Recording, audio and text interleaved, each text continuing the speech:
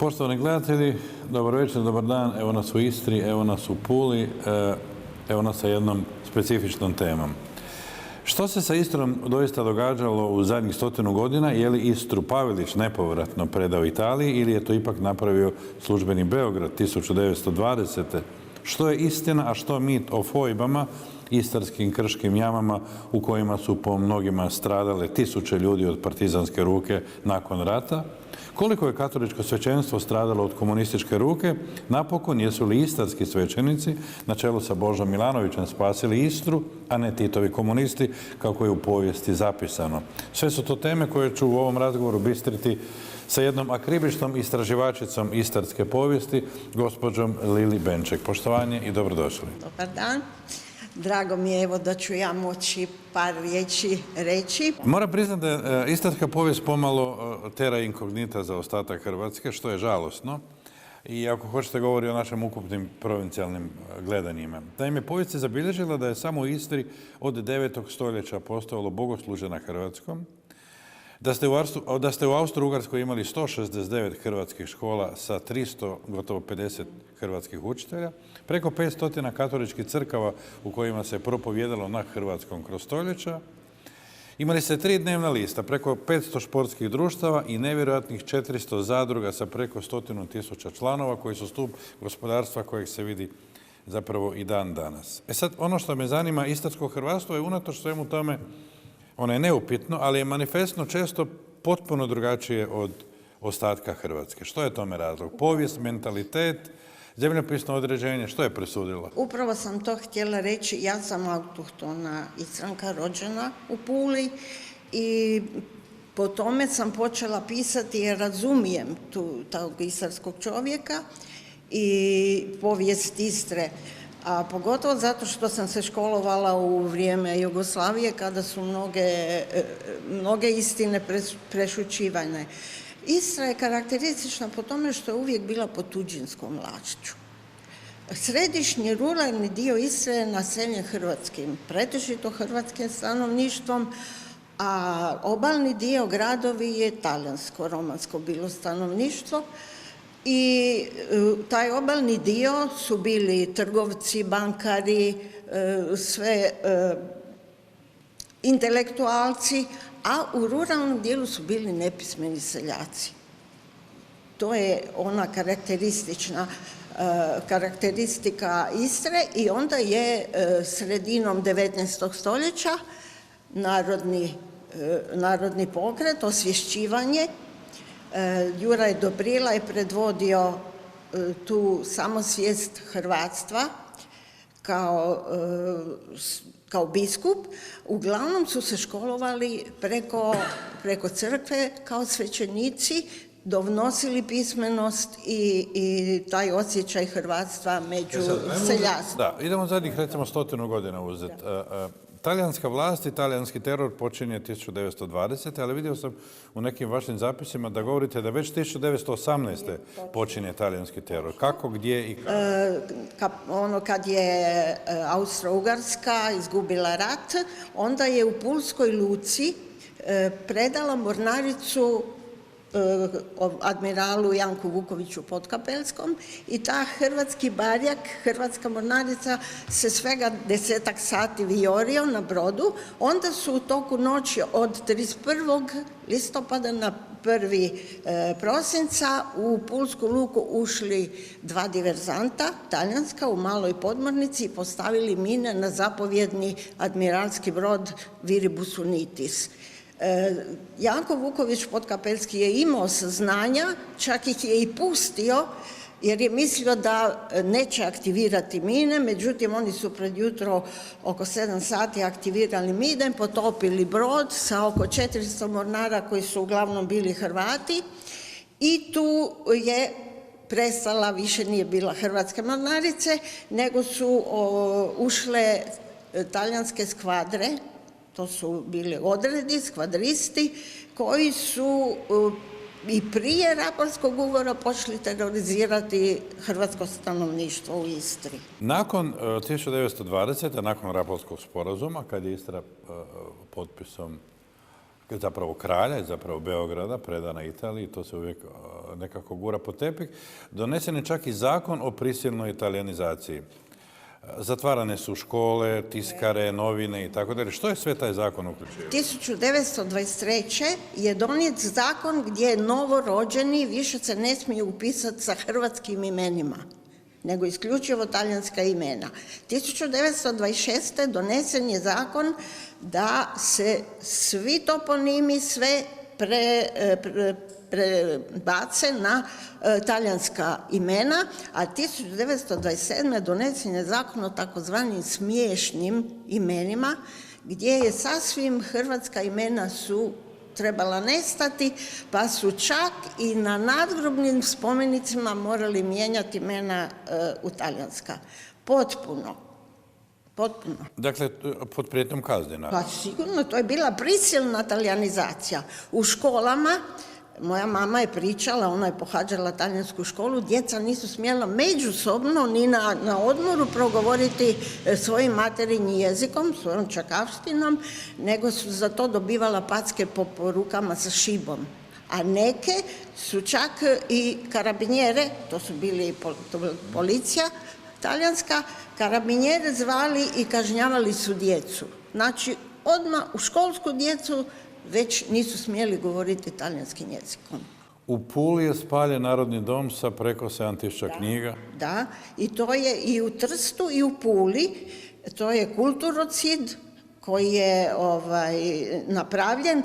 Ja uvijek pišem i kažem, znači oni su donijeli kulturu, jer su Talijani govorili da smo mi Slaveni slavi skjavi. Znači, Slaveni su robovi.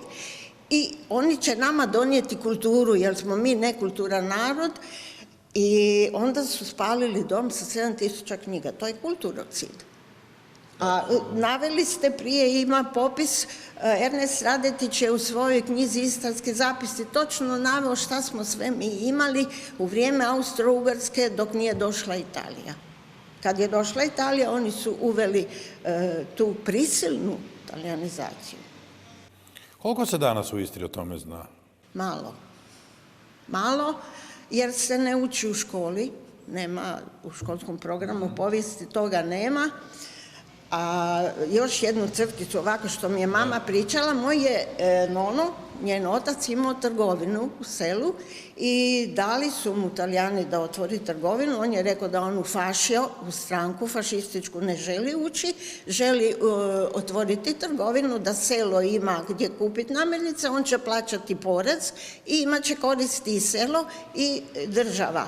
I onda kad bi išli po robu, Vodnjan je tada bio sjedište općine, ona bi ostala sjediti na kolima, moj nono imao konja i kolac kojima je dovozio si robu i onda su isto vikali guarda skjava, vidi kao robotnjak. Dakle, teror, ne, je li bilo otpora tom fašizmu? Nije bilo otpora u gradovima, ali je prvi otpor se javio na Proštini. Upravo otkud je moja mama, to su sela 18 km od Pule i tu je bio doktor Ante Ciliga, vođa pobune proštinskih seljaka. Seljaci su se jednostavno pobunili jer je u Marčani, susjednom selu 5 km, su bili skvadristi te njihove jedinice koje su išle po selima i terorizirali stanovništvo. Znači, došli bi u selo, upali u neku kuću, pokupili im kobasice, šta su imali kući, uzeli bi kokoške, na primjer, i maltretirali djevojke i onda su se seljani pobunili i to je ta proštinska buna, prva pobuna seljaka u Europi, opće protiv fašizma i kao prva pobuna općenito protiv fašizma, ne samo u Europi. Ima li neka statistika koliko je Italija protjerala Hrvata u tim godinama? Ima podataka, ima. Prvi egzodus izazvan talijanskim tim fašizmom i prisilnom talijanizacijom rezultirao je odlaskom hrvatske inteligencije iz Istre i Hrvata. Većinom su odlazili u Zagreb.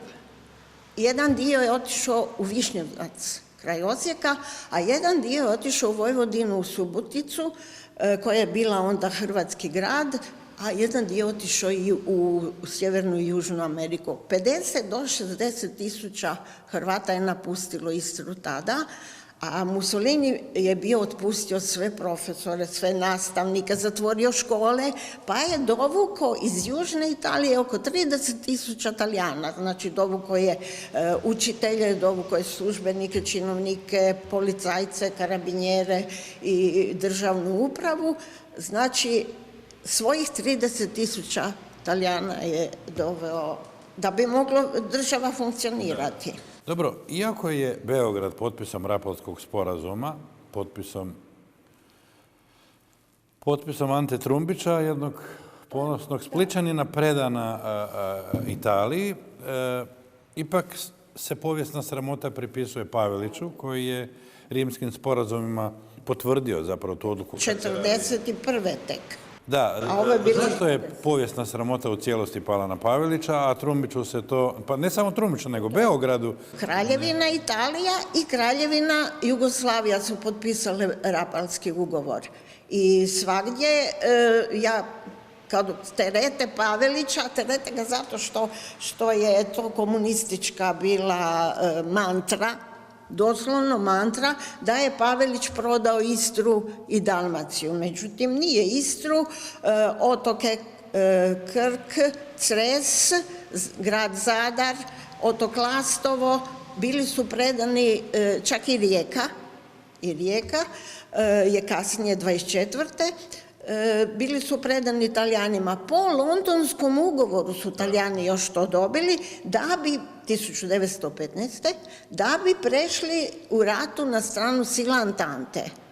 I onda im je to obećano i oni su tada dobili. Prema tome Pavelić tada nije uopće nigdje bio. Beograd, da, jer Srbija po Londonskom ugovoru nije dobila što je htjela. Srbija je htjela puno više i Bosnu i teritorija i onda su, u stvari to je kao nekakva osveta bila da predaju ovaj dio hrvatskog teritorija Talijanima.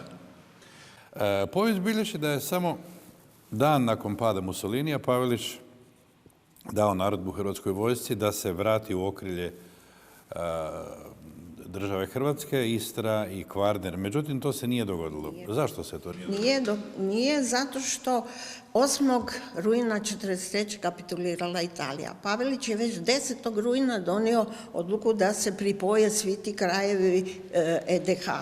A 13. rujna je donesen proglas u kojem su istarski rodoljubi, tako u proglasu piše, donijeli odluku da se priključe Matici Hrvatskoj, doslovno tim riječima, da se priključe Matici Hrvatskoj. To je Ljubo Drndić je napisao taj proglas u Pazinu, nije bio povezan, on je bio član komunističke partije, ali komunistička partija u Istri nije imala svoje organizacije. I onda je to takozvani istarski rodoljubi, digli su se njih, 10.000 se diglo kad je kapitulirala Italija. U roku 2 dana pokupili su oružje iz tih karabinjerskih stanica, sve su zauzeli osim Pule i Vodnjana, jer to su bili onda najjači centri. I što je Ljubo Drndić je napravio, da je išao u Otočac odnijeti taj proglas, tada je bio ZAVNOH tamo. I onda su se brzo, Tito nije znao uopće, zato što se dešava u Istri, brzo su se organizirali, poslali su Savu Vukelića u Istru i tu cijelu ekipu i onda su stavili sve te istarske rodoljube pod komunističku partiju i pod 26. rujna ponovo donijeli kao potvrdu tih odluka da Istra se priključuje u stvari FNRJ ili Jugoslaviji, a ne Hrvatskoj kao Hrvatskoj. I taj dan se i dalje vodi kao dan Istarske županije, a ne 13. rujna kad je proglas. Tek ove godine, lani, su priznali, u Glasu Istre je bio članak da je Ljubo Drndić samostalno napisao 13. rujna proglas. Prvi puta je priznato Dakle, to. slavi se dan kad se Istra Jugoslaviji Da. pripojila, a ne Hrvatskoj. Ne Hrvatskoj. Jesu li ti ljudi u Pazinu bili izmanipulirani onda, ili? Po vama? Pa nisu bili, oni jesu bili u stvari manipulirani jer su pod pritiskom prešli pod kapu komunističke partije i brzo je to se sve rasplinulo jer je nastupila Romelova ofanziva koja je onda, Njemci su došli i zauzeli su Istru, a ovi su se morali povući svi u Gorski Kotar. U završnim operacijama na kraju Drugog svjetskog rata komunisti su počinili neviđena zvjerstva na Blajburgu, u Sloveniji i na Križnom putu, ali i u Istri. O fojbama se zna vrlo malo. Što je istina o fojbama, što je mit o fojbama? Fojbe su jame, takav naziv imaju po Istri, kraške jame u koji su bacali nepočudne. I Talijani, ne, prije toga su i Talijani, i fašisti. Računa se otprilike 400, 500, najviše do 600, da su fašisti i Njemci, kad su zamijenili Italiju, bacili u fojbe. Raznih civila, protivnika. Civila, istarskih, čak i svećenika, koje su proganjali. Međutim, kada je došla, ja mislim da je to bila 4. ili koja armija, koja je kao oslobodila Pulu i najprije Rijeku, Pulu i onda Trst, zauzeli su Trst. Čini mi se 40 dana da je bio Tito u Trstu i za to vrijeme u Trstu su se dogodili mnogobrojni zločini, progoni i ubistva na što su morali reagirati saveznici, jer tada 45. nije više bilo fašista. Fašisti su 43. kapitulirali i više nije bilo. Oni su govorili da oni ubijaju fašista, ubijali su domicilno stanovništvo. Kogod im je bio nepočudan, na koga su računali da bi im mogao biti oporba kod preuzimanja vlasti, likvidirali su. Profesor dr. Milotić, on je katolički, na katoličkom bogoslovnom fakultetu predaje, njega je lani odlikovao papa za njegov rad. On čak tvrdi da je tada u Trstu u to vrijeme ubijeno i do 10.000 ljudi. I šta su napravili? Pogrešili su jer su među njima ubili i par engleskih časnika. I tu se onda javio naravno bunt i onda pod pritiskom Staljina i utvrđena je ona Morganova linija, podijeljeno je Istra na zonu A i B i slobodnu zonu Trsta. Tito se morao povući iz Trsta, čak i iz Pule. Pula je bila pod anglosaksonskom vlašću i onda je u Parizu, to ćemo kasnije, da. Vratimo se na fojbe. Govorite o gotovo 10.000 u Trstu. U samoj Istri postoje li neke lokacije, jesu li označene? Jesu. Ja surađujem sa Hrvatskim žrtvoslovnim društvom. Jedanput godišnje ili 2 puta godišnje obilježavaju se te fojbe. Najveća je Bršljanovica, onda Cerovica, onda ubačeni su mnogi u Rudnik, u Potpičnu, Labinu, ima kraj Raklja je Golubinčina, tako da otkrivaju se te lokacije. Evo sad u 12. mjesecu su došli iz Varaždina, gospodin Franjo Talan vodi tu grupu obilježavanja grobišta. On obilježava i gore po Zagorju, po Međimurju grobišta i dođu i kod nas. Jedna starija gospođa je svećeniku odala lokaciju, jame Cerovica, i toliki je strah u ljudima da pričaju o tome da je ona, kad je došao svećenik, ona se ispovjedila prije nego što je umrla, da je pitala, ste zaprli vrata? Jeste li zatvorili vrata da niko ne čuje šta će ona njemu reći? Pa to lani, u 12. mjesecu, je svećenik iz Pična. I onda smo, to je bio, mi se čini 10. i 12. obilježili, imam u mobitelu i slike, obilježili smo tu jamu Cerovica, bio je biskup Milovan, održao molitvu i baš je bio ružan dan, kiša je padala, pa smo se bojali niti doći jer smo jedan dio išli pješke do te jame.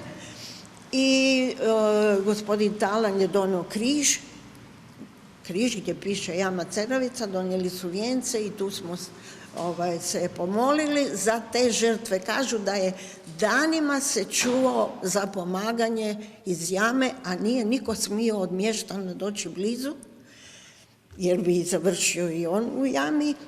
I dok ne bi ljudi umrli u jami, dok kaže da je to bilo jezivo, koliko se čulo za pomaganje i sve tih ljudi jadni koji su pobacali u jame. To su bili civili? Civili, seljani. Kako je taj popis napravljen? Po kojem odabiru? Da se zna koga je sastavio? Pretpostavljeni neprijatelji i vjerojatno komunizmu. Da, bili su par njih zadrti komunisti koji su već unaprijed, kogod je recimo bio vezan uz crkvu, zvonari, sakristari, ovi koji su bili vezani uz crkvu, oni su bili najviše meta, jer, to smo previdjeli reći, u vrijeme talijanizacije svećenstvo je održalo hrvatski identitet Istre. Monsignor Božo Milanović je morao pobjeći u Trst i on je u Trstu imao malu tiskaru gdje je tiskao publikacije, kalendare, Danica se zove Istarska Danica, kalendar koji izlazi već puno godina i onda su dolazili ti istarski narodnjaci, znači svjetovni seljaci, koji su od njega preuzimali te publikacije, kalendare, onda molitvenik, Oče budi volja tvoja, od Dobrile, koji ima već preko 130 izdanja. I to je bila osnova na kojoj se održao taj hrvatski jezik u okviru crkve. Mada su morali svećenici, bili su maltretirani, morali su jedan dio mise održati na talijanskom, ali pretežno su održavali mise na hrvatskom. Jedan od najvećih istarskih narodnjaka bio je otac od sadašnjeg biskupa u Miru, Milovana. On je bio baš napredni seljak, on je često išao u Trst kod Bože Milanovića, donio bi te brošure, kalendare i sve, i onda bi dijelili po selima. Vratimo se na fobiju. Postoji li statistika koliko je, recimo, u toj jami koju ste spomenuli ubijeno ljudi? Ne.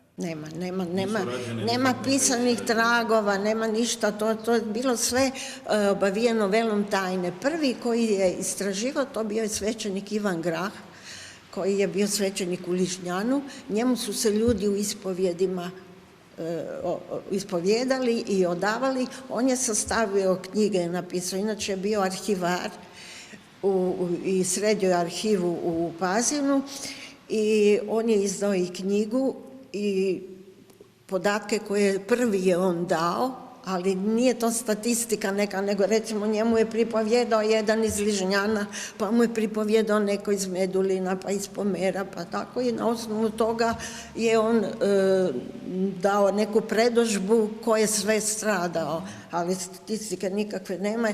I svjedoci, još uvijek ih je strah progovoriti, tako da to će se, izgubit će se, zaboravit će se. Ono što je od sad uspjelo se napisati. Dakle, u ovih 30 godina nikakvih istraživanja? Bilo je istraživanja u jami Golubinčini, čak su se spustili speleolozi dolje, našli su dva kostura, a ta jama Golubinčina karakteristična je po tome što su tamo bacili Njemce, cijelu satniju Njemaca koji su zarobili na Muzilu. Jer na Muzilu je najdulje bio otpor, kada su partizani oslobađali Pulu, ovi sa Muzila se nisu htjeli predati Njemci, međutim kasnije kad su se predali, onda su ih vodili prema Pulskoj zračnoj luci, prema aerodromu, da je na putu prema toj jami Golubinčini, i ovaj zapovjednik je tražio tretman kao ratni zarobljenici, jer oni su se predali Međutim, kapetan partizanski uzeo pištolj i upucao ga, evo, kaže, to smo kao mi, koliko poštujemo ratne zarobljenike, i ostatak satnije su odveli i pobacili u tu jamu Golubinčinu. Ima svjedočenja, ima svjedoka koji su zapisani u jednoj knjizi o Krnici, da je to, čuli su se jauci, i ta jama Golubinčina je dugo smrdila strašno. Čak se pojavio i tifus među stanovništvom, jer tu su podzemne vode. Tako da ima još svjedoka koji su, ne znam da li ima sada, ali bilo je zabilježeno. Međutim, uslijed tih kraških jama i podzemnih voda nisu našli osim 2 kostura dolje. Jesu li te zločine po vama počinili jugoslavenski partizani koji su došli na oslobađanje Istre ili domaći istarski partizani? Pa bilo je i domaćih, ali većinom su to bili oni koji su došli. Na primjer, moj nono, pošto je imao dućan, on je završio pred jamom i onda su ga spasili ovi partizani domaći koji su rekli, pa nećete čovjeka baciti, njegova kćerka je u partizanima. Moja teta, najstarija mamina sestra, je bila u partizanima. I izvuko nono se na nju. To mu je spasilo glavu, a ta teta je kasnije stradala u Inforbirovu. Idemo na kratki blok reklama i vraćamo se natrag.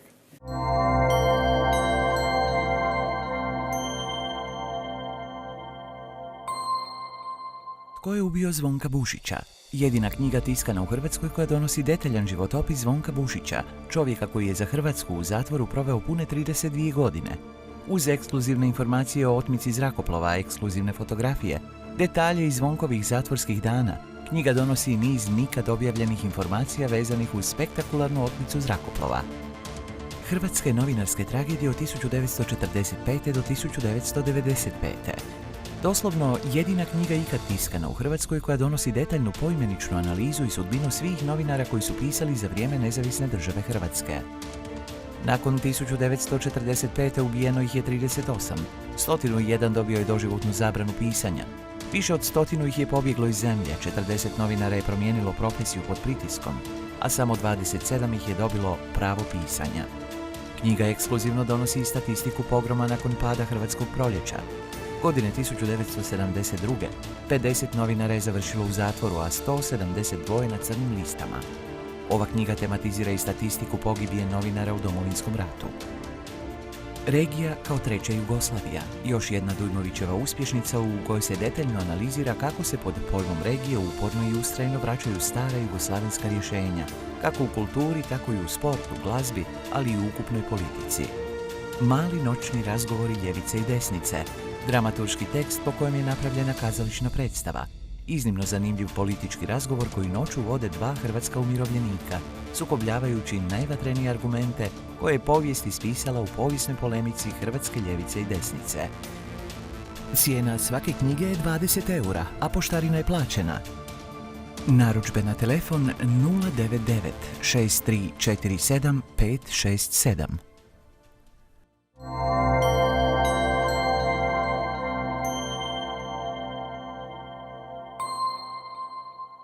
Dakle, nakon ovoga ulaska u Istru i nakon protjerivanja i njemačke vojske i proglašenja Jugoslavije, uslijedio egzodus i Hrvata i Italijana.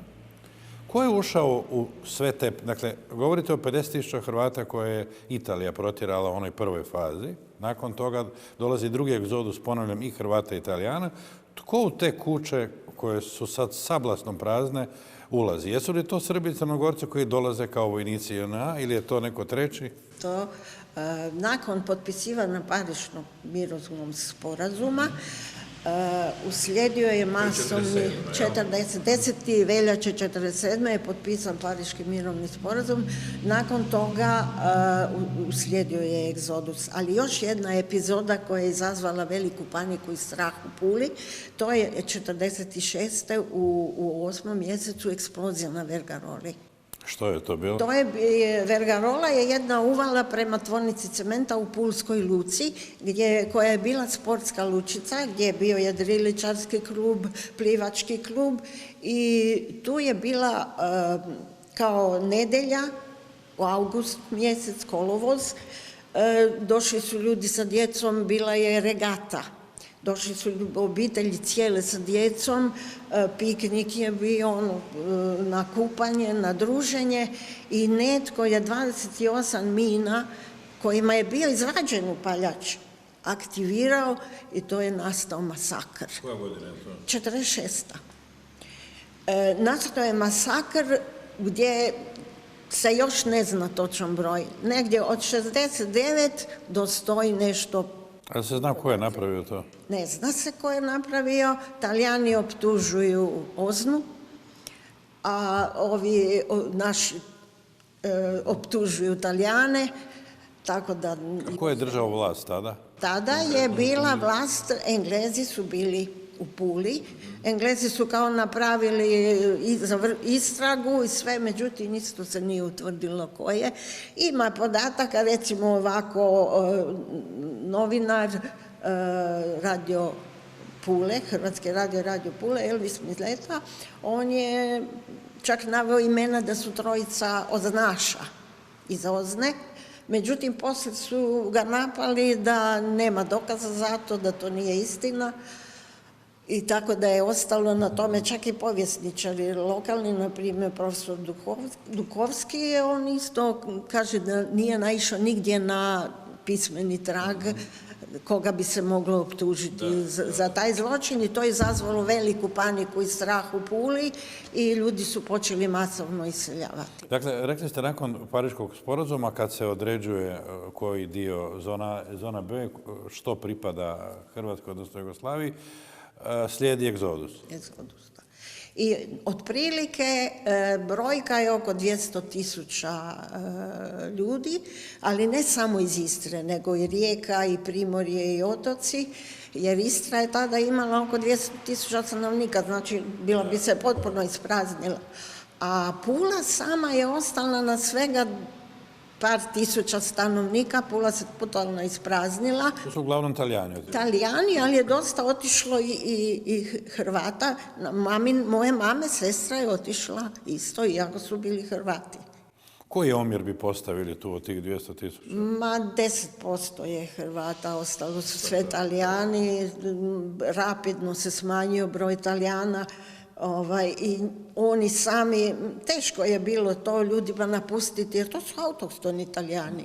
Među njima je bio i onaj jedan dio što je doselio, što je Mussolini naselio, ali većinom su bili autohtoni Talijani koji su tu živjeli. I teško je bilo napustiti sve, ostaviti sve tu, čak su nosili, mrtve su izvadili i nosili sa sobom. I kad bi došli u Italiju, bili su u nekim logorima koje su Talijani organizirali, tako da im ni tamo nije bilo lako. Znam po pričama moje tete, koja je otišla sa 3 djece. Bili su u Campo Ferbi, se zvao taj logor iseljenički, pa čak su neki bili 2-3 godine u logoru, dok ne bi se snašli i negdje našli posao i otišli iz tih logora. Dobro, ko je ušao u kuće tih 200.000 ljudi? Odnosno, tko danas čini Istru? To je bolji odgovor. Ja se sjećam kao dijete, isto, Pula je bila poluprazna, razrušena, jako bombardirana i onda su počeli doseljavati JNA. Pula je postala veliki garnizon, imala je i mornaricu i avijaciju, tada je bila avijacija, i pješadiju, ima puno u Puli vojarni još od vremena Austro-Ugarske, i tako da su oni počeli dolaziti i onda su žene dovukli svoje, ali i ženili su se sa domaćim curama. U Puli je otvorena vojna akademija gdje su se školovali časnici. Bile su 2 vojne škole, bila je kao srednja, tehnička, mašinska škola se zvala, gdje su dolazili dečki sa 8-godišnjom završenom školom i bila je ta vojna pomorska akademija gdje su dolazili sa završenom gimnazijom. Znači, dečki bi završili tu vojno pomorsku akademiju, dobili bi odmah čin potporučnika, dobili bi stan dobili bi stan, imali su posao i onda su se djevojke su se, pa i mnogo mojih školskih kolegica se udalo za vojna lica, to je onda bila premija. Ima li kakvih statistika koliko je u Istru tad došlo ljudi? Nema. Jedino prateći popis stanovništva vidi se koliko se smanjio broj Italijana i koliko se povećao broj stanovnika koji su doselili. Sadašnju političku garnituru IDS-a čine upravo ti djeca iz tih miješanih brakova. Najviše.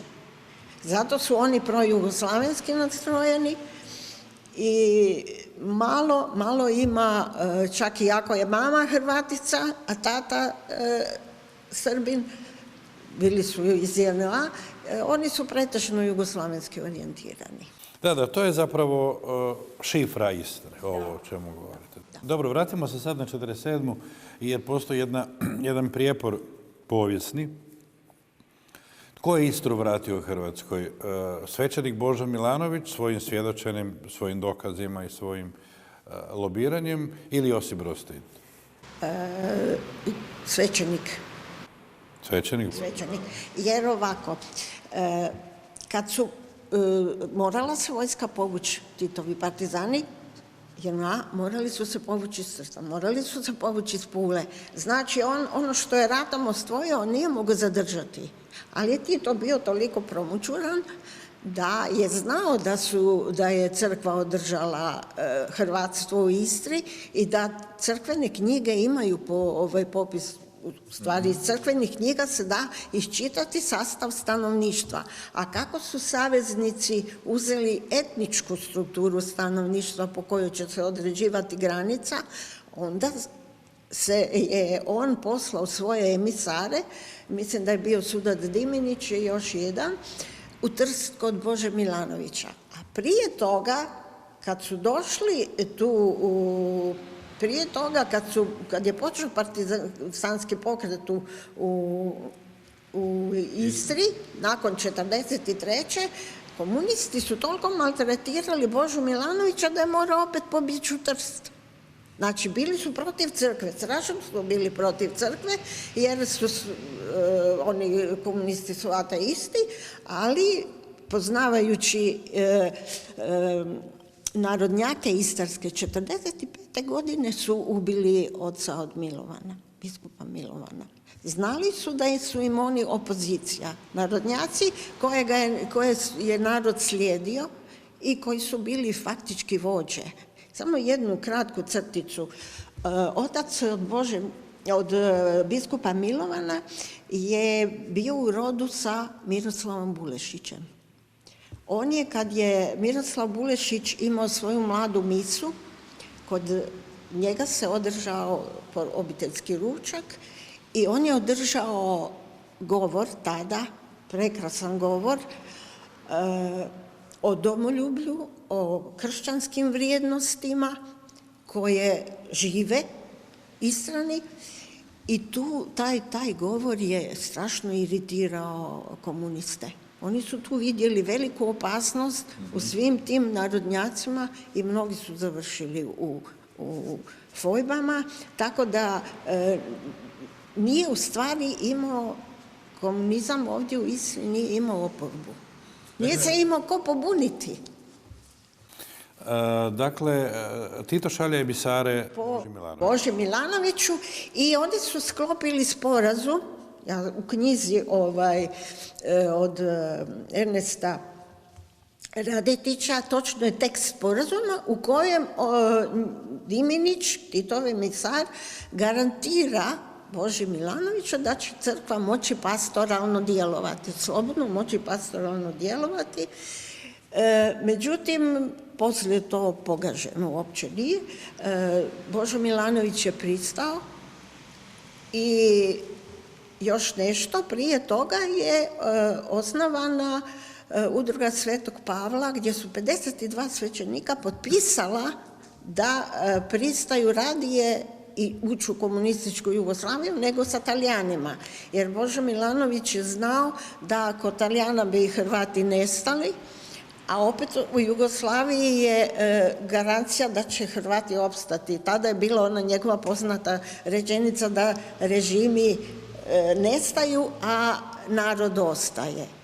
I tu je on predvodio delegaciju u Parizu, ali prije toga su bili saveznici, 17 njih, došli u Pazin razgovarati sa tom udrugom svećenika Svetog Pavla i do duboko u noć su razgovarali i tada su im svećenici iz te udruge podasrli podatke da je 75% hrvatskih župa, čini mi se 12% slovenskih i 13% miješanih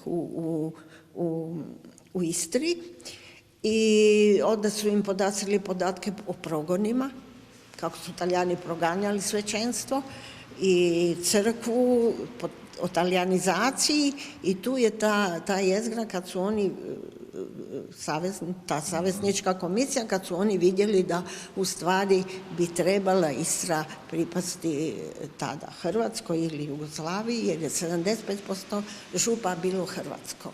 Dakle, Bože Milanović, to je nedvosmisleno. Nedvosmisleno je, mislim, njegova zasluga. I još je jedan svećenik Pišćanec sa slovenskog dijela Istre bio u Parizu skupa s njim. Delegaciju je predvodio, čini mi se, Vladimir Bakarić, ali oni su bili ti koji su dali podatke. I poslije, nakon što je potpisan sporazum, onda su im oduzeli matične knjige. Uvijek podvala neka. Da. I naravno počeo je progon stanovništva. Tada je ubijen zaklan, doslovno zaklan, Miroslav Bulešić. Jedan svećenik slovenski je isto bačen u jamu. Mnogi su stradali, zatvoreni. Doslovan progon svećenika. Talijani nisu se dugo mirili, moglo bi se reći sad. Ni još dan danas se ne mire. Jel? Pa kako je Tajani prije 2 godine na Bazovici gore pozdravljao talijansku Istru i Dalmaciju. A bio je zamjenik predsjednika Europskog parlamenta. Sjećate to je bila baš skandal je bio u stvari. Da, interesantno je da se Italija s tim ne miri, ali drugo sam sad htio pitati, koliko danas u Istri živi Talijana? Sad ima 6% Talijana. 6%. Kako je moguće da na 6% stanovništva kompletna Istra je dvojezična? To je politika IDS-a. IDS je 1994. u Rovinju usvojio takozvane 4 rovinske deklaracije. Znači, statut su prije toga napravili kad su prijavili i registrirali stanku.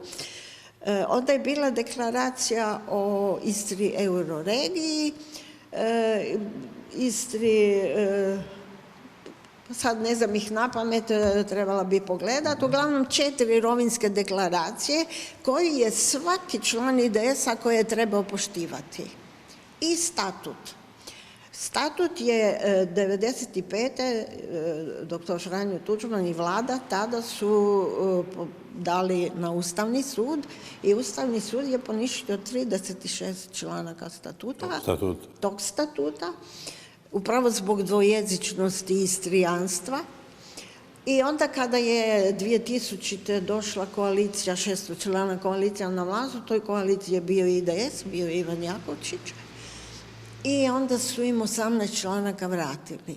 Jedan od tih članaka je da u Istri se njeguje istrijanstvo, jer prije toga je pisalo da u Istri je kao istrijanstvo u identitetu Istrana, i onda su napisali da se njeguje i kao kad se njeguje je prošlo, a prije nije moglo proći.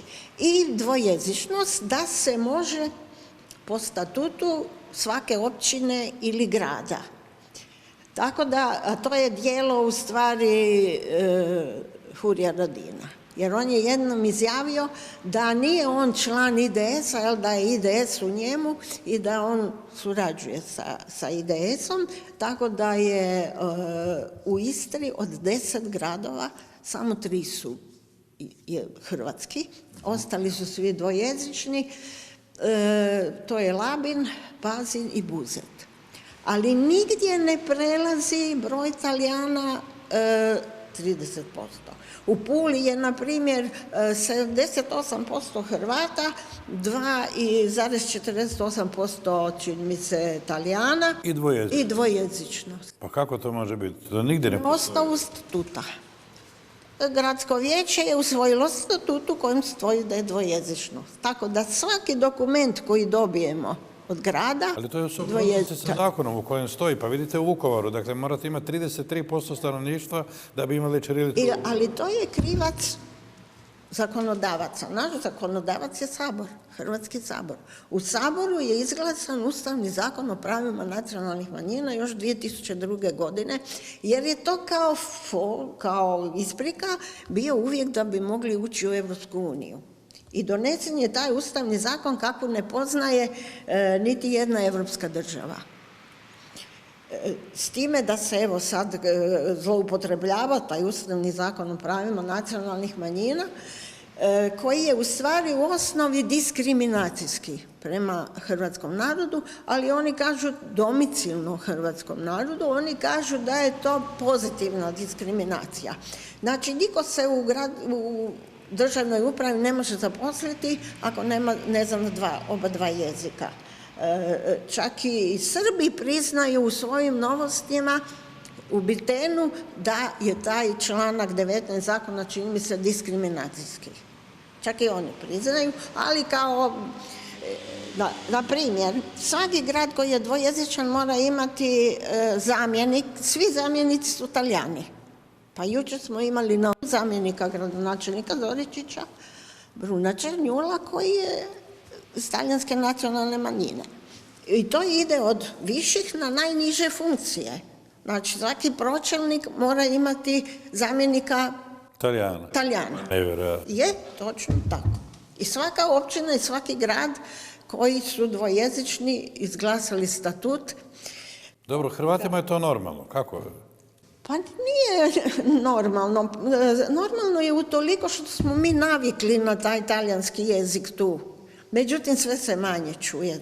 Njih faktički niti se ne čuje, idete u grad, niko više ne govori talijanski. Dok su bili oni stari Talijani, oni nisu nikad naučili hrvatski. Jedva. Onda se čuo talijanski u gradu, na tržnici, tako. Sad se više uopće ne čuje. Ali ljude ne smeta dvojezičnost, kao dvojezičnost? To ne smeta jer su upravo zato jer su navikli na tu dvojezičnost. Ima i talijanska škola, osnovna, srednja, na fakultetu, na sveučilištu Pulskom, Juraj Dobrila se zove sveučilište, isto ima talijanski odsjek. Ukoliko se pojavi dovoljno studenata za određen... Sve za tih 6%, sve za tih 6%. Za određeni studij. Da. Dobro, htio sam vas pri kraju pitati, izvan Učke se čini već duže vremena, praktički od 90. kad se o tim kategorijama i razmišlja detaljnije, na kraju krajeva od kad imamo Hrvatsku državu, da je Istra puno fleksibilnija prema neojugoslavenstvu, prema nostalgiji, prema bivšoj državi, a da se na Zagreb i dalje gleda nekako podozrivo. Je li to isto moda koju je IDS donio? Čista IDS-ova politika na koju su to istrijanstvo, u stvari mi smo istrijanci, jer Ciliga piše da smo istrijanci u onoj svojoj knjizi Štorice s Proštine, a sad je ta kao podjela nastala Istrani i Istrijani. Istrani se koristi pojam, pa u proglasu piše Istrani. Ne piše Istrijani, nego Istrani. Istrijanstvo je čisti proizvod IDS-a, njihova konstrukcija, da sve ću biti, samo Hrvat neću biti. U tome oni su ti koji su pravili taj antagonizam između Hrvatske, Zagreba i Istre, recimo. Pa kako su izviždali bili predsjednicu dok je bila predsjednica Kolinda Grabar-Kitarović u Pazinu. To je isto bilo indikativno. Međutim, sada je sve manje toga, jer po zadnjem popisu stanovnika Istrijana ima svega 5,13%. A na popisu 2011. ih je bilo 12,11%. Znači u brojkama je bilo 25.000 Istrijana, a po sadašnjem je 10.000 Istrijana. Pada broj, znači pada i potpora IDS-a i vidi se da su izgubili lokalne izbore u Puli, Pazinu, Buzetu. I povećava se broj Hrvata. Na popisu od 2011. je bilo 68,33% Hrvata, sad ih je 76,4%. Tako da ipak se vidi da je Istra Hrvatska. Samo to hrvatstvo u Istri je, baš zahvaljujući IDS-u, podrazumijeva se da smo Hrvati, ali nemojte previše hrvatovati. To. Pa, na primjer, kad je došao biskup Gutleša, nakon one afere sa Dajlom, on je bio Hercegovac. Kao Hercegovac nije bio baš dobro dočekan, ali zahvaljujući biskupu Milovanu, koji je domaći biskup, i time kako se on ponašao, on je bio do kraja prihvaćen kao biskup. Sjećam se kad je Jakovčić u jeku rata rekao da dolazak izbjeglica iz Bosne će promijeniti nacionalnu sliku Istre. Dakle, njega smeta promjena nacionalne slike Istre ako se ona mijenja, ako ona učvršćuje hrvatstvo. To je bila poruka, jel? Da. Poslije je to, negirao je poslije tu svoju izjavu. Na Twitteru je bila jedna rasprava i ja sam mu to rekla. A to što sam navela u kojem Glasu Istre je pisalo to, jer ja sam to istraživala. I Tatjana Tomajić je napisala knjigu o istrijanstvu, gdje je i ona citirala točno, ona istraživala točno po brojevima, jer u Glasu Istre piše sve što se događa u Puli i u Istri, i bila je izjava Jakovčića da će se promijeniti sastav stanovništva. Jakovčić je čak predvodio i prosvjede da iz Istre dečki ne idu na ratište. I on je to onda negirao, čak me i blokirao na Twitteru kad sam mu to napisala, ali točno je napisao. IDS je išao za time da je Istra konačno izraz istrijanstva, da u Istri se proizvodi, da Istra više daje, prije kao da je išlo u Beograd, sad da ide u Zagreb. Međutim, na kraju je i sam Kajin u svojim, isto na svom profilu, na Facebooku napisao da nije točno, da sada Istra više povlači sredstava nego što daje. Jer IDS je kompletnu industriju uništio. On je sve podredio turizmu. A ne možeš opstati samo na osnovu turizma. Uglavnom, evo za kraj, istarsko hrvatstvo je preživjelo mučna vremena talijanizacije, ne osobite vremena ni pod Austro-Ugarskom, dočekalo Hrvatsku državu, oduprelo se IDS-u, vi ste optimist? Pa jesam, ja vidim, ovaj zadnji popis stanovništva je u stvari malo dao optimizma, a tu je dobrim dijelom zasluga i nas par u Istri koji medijski tako istupamo, koji objašnjavamo povijest Istre, jer prije 5 godina nisi smio reći da Tito nije zaslužan za pripojenje Istre Hrvatskoj ili Jugoslavije onda. A sad je već to postala istina, da je Božo Milanović taj koji je zaslužan. I prošle godine je izdali su ponovo ediciju dijela Bože Milanovića u 3 dijela, njegove knjige, i sad je to normalno postalo istina. Ali prije 5-6 godina nisi smio uopće to napisati, da Tito nije zaslužan. Ništa bez borbe. Ništa bez borbe. Hvala vam lijepa na ovom razgovoru. Molim. Evo, poštovani gledatelji, tako je to, ne samo u Istri, tako je to svugdje. Dok se borimo, izborimo se i za istinu i za pravdu, pa evo i za ove hrvatske povijesne istine o kojima govorimo i u ovom serijalu, pa se tako evo Istra izborila i za istinu o velikoj pobjedi koju su zapravo katolički svećenici donijeli Istri. Mi se vidimo idući tjedan, a do onda moje poštovanje.